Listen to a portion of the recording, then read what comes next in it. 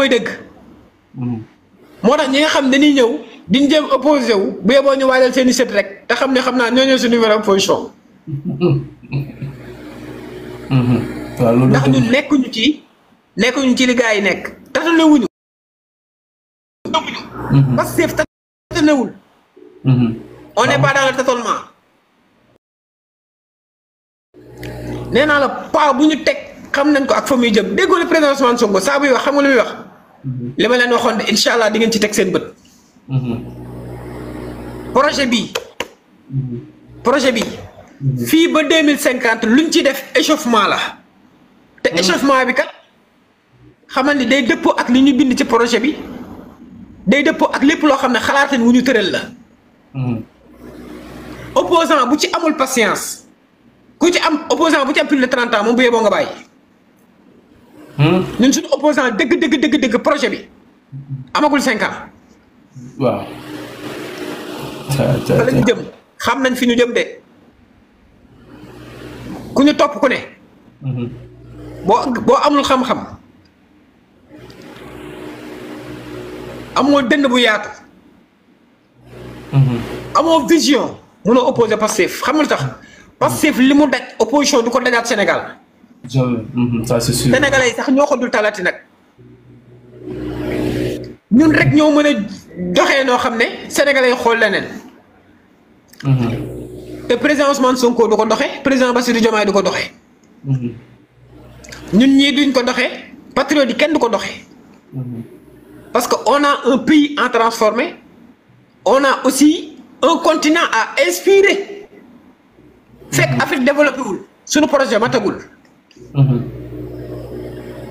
loolu mooy dëgg moo tax 2050 yi nee naa la opposition bu am waxtu yi may wax ak yow opposition bu sa âge toll 30 ans dama tëddi mënoonoo fi jëlee ñi am 5 ans xëy na ñoo nga ñuy wax ne ëllëg ñoo ñu opposé parce que ay xale lañu. ñun am nañu xam-xam macha allah. gëm nañu réew mi bëgg nañu réew mi suñu loxo set na.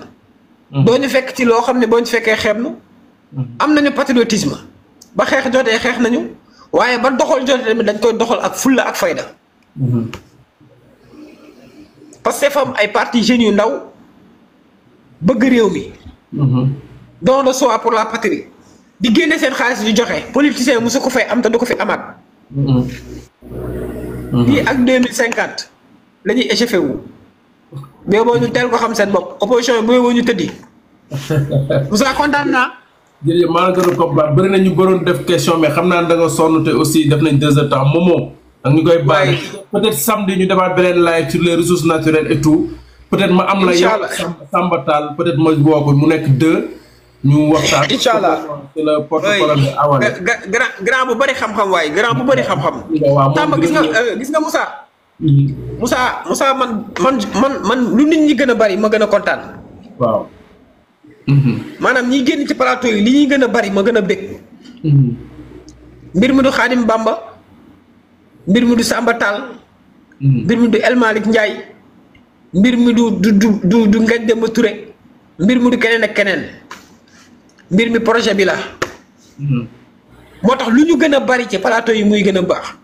moo tax gars yi tamit képp koo xam daf ciy def émission muy El Malick muy Cheikh Thioro muy ku mu mën a doon nañ ko partager largement te soutenir ko. c'est important. waaw donc loolu mooy dëgg. ñu ñëpp nañ jàppalante. waaw gars yi dem leen abonné ci page yu sëñ Xaadim bi dem leen abonné ci page bi. vraiment partager page bi gars yi abonné ci.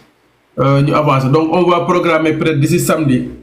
yow man ak Samba Tall ñu waxtaan sur les ressources naturelles.